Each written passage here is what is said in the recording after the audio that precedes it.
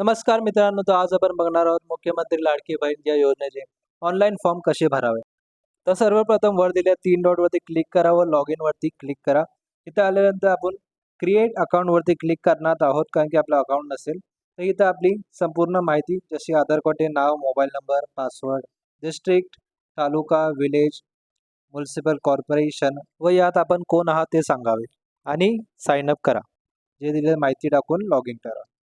तर आता आपली जी लॉग इन आणि पासवर्ड असेल जे आपल्याला भेटले ते टाकून लॉग इन करावं. आता वरती 3 दिलेल्या डॉट वरती पुन्हा क्लिक करावे आणि ॲप्लिकेशन ऑफ महाराष्ट्र क्लिक करावे. आपला आधार नंबर भरून व्हॅलिडेट आधारवरती क्लिक करावे. कालपर्यंत मित्रांनो आधार कार्ड OTP द्वारे व्हेरीफाय करावं लागायचं, परंतु आज तो ऑप्शन काढून टाकणार. व्हॅलिडेट वरती क्लिक करा आणि तुमचा फॉर्म ओपन होईल.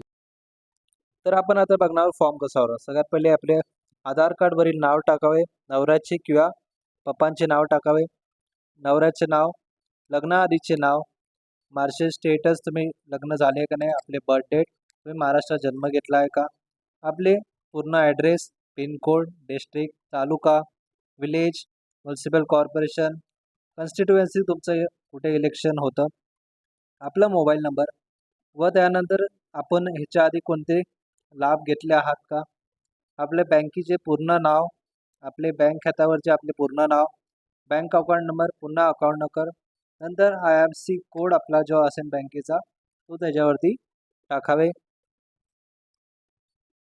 पुढे आपलं बँक अकाउंट आपल्या आधार कार्डला लिंक आहे का नाही हे विचारणार, ते यस करावे, कारण की ते खूप गरजेचं आहे.